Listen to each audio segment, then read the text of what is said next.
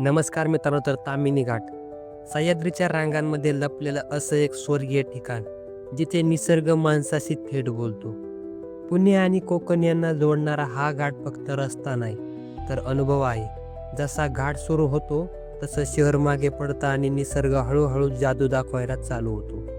उंच डोंगर, खोल दऱ्या, वळणावळणाचे रस्ते आणि ढगांनी वेढलेले आकाश. ताम्हिणी घाटात प्रवेश करताच वेगवेगळ्या जगात आल्यासारखं वाटतं.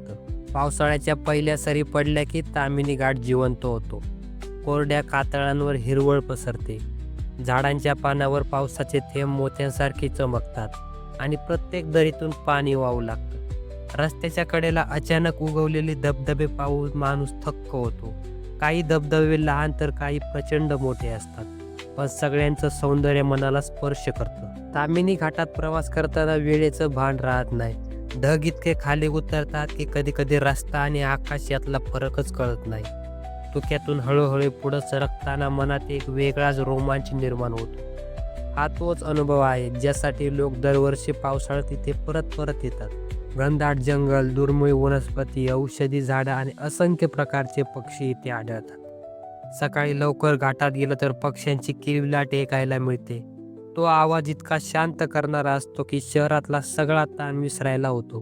ताम्हिणी घाटाचा इतिहासही तितकाच रोचक आहे. जुने व्यापारी मार्ग, कोकणातून देशात जाणाऱ्या वाटा, ह्या सगळ्या घाटातून जात असताना छत्रपती शिवाजी महाराजांच्या काळात या घाटांचा वापर सैन्याच्या हालचालींसाठी केला जात असे. सह्याद्रीतील घाट हे केवळ रस्ते नव्हते, तर संरक्षणासाठी नैसर्गिक भिंत होती. ताम्हिणी घाटात प्रत्येक वळणावर नवे दृश्य उलगडतं. कधी खोल दरी, कधी उंच कडा, तर कधी हिरव्यागार टेकड्या, तर कधी धुक्यात हरवलेली डोंगरे. त्यामुळे हा प्रवास कधीच कंटाळा होत नाही. बाईकवरून जाणाऱ्यासाठी हा घाट खास आवडता आहे, कारण थंड हवा, ओलसर रस्ता आणि निसर्गाचा सहवास हे सगळं एकत्र मिळतं. पावसाळ्यात मात्र ताम्हिणी घाट जितका सुंदर दिसतो तितकाच धोकादायक असतो. घसरडे रस्ते, अचानक कोसळणारे दगड, वाढलेले धबधबे, यामुळे सावधानगिरी अत्यंत महत्त्वाची असते. निसर्गाचा आनंद घेताना त्याच्याशी स्पर्धा न करता त्याचा आदर करणं आवश्यक आहे. फोटोग्राफरसाठी ताम्हिणी घाट म्हणजे नंदनवन आहे. ढगात हरवलेली डोंगर, वाहनं, वाहतं पाणी, हिरव्या रंगाच्या असंख्य छटा, प्रत्येक फ्रेम जणू एखादं चित्र वाटतं. ड्रोन शूट्समध्ये तर हा घाट स्वप्नासारखा दिसतो, पण फोटो काढताना सुरक्षिततेची काळजी घेणं तितकंच गरजेचं आहे. हिवाळ्यात ताम्हिणी घाटाचं रूप वेगळंच असतं. पावसाळ्याची गर्दी कमी होते, वातावरण शांत होतं आणि निसर्ग स्थिर भासतो. सकाळी हलकं धुकं, थंड हवा आणि सूर्याची कोवळी किरणं हे दृश्य मनाला प्रसन्न करतं. त्या शांततेत स्वतःशी संवाद साधायला वेळ मिळतो. ताम्हिणी घाट म्हणजे ट्रेकरसाठी आकर्षक आहे. आसपास अनेक छोटे ट्रेक मार्ग, टेकड्या आणि जंगल वाटा आहेत.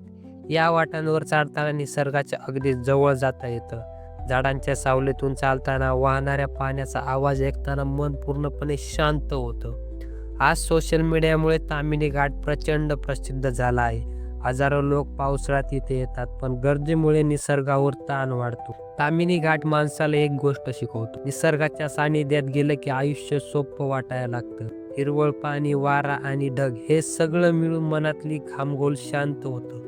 शहरात जिथे सतत गडबड असते तिथून दूर इथे शांतता मिळते. पावसाळ्यात ताम्हिणी घाट उभं राहून समोर पाहिलं तर ढग डोंगरासमोर सरकत असतात. पाणी खळखळ वाहत असतं आणि थंड वारा चेहऱ्यावरून जातो. त्या क्षणी जाणवतं की निसर्ग किती मोठा आहे आणि आपण किती लहान आहोत. ताम्हिणी घाट म्हणजे सह्याद्रीचं जिवंत रूप.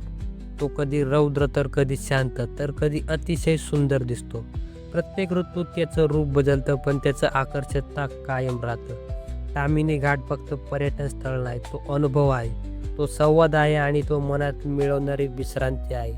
जो एकदा ताम्हिणी घाटात मनापासून फिरतो तो कायम त्या हिरवळीच्या प्रेमात पडतो. ताम्हिणी घाट जिथे रस्ता संपत नाही तर तो प्रवास आहे. ताम्हिणी घाट म्हणजे निसर्गाचं जिवंत संगीत आहे. तर ताम्हिणी घाट म्हणजे सह्याद्रीचं हिरवं स्वप्न आहे.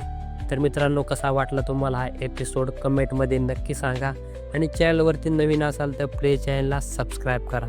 मित्रांनो, तर भेटूया एका नवीन एपिसोडमध्ये. तोपर्यंत आपल्या सर्वांना जय शिवराय.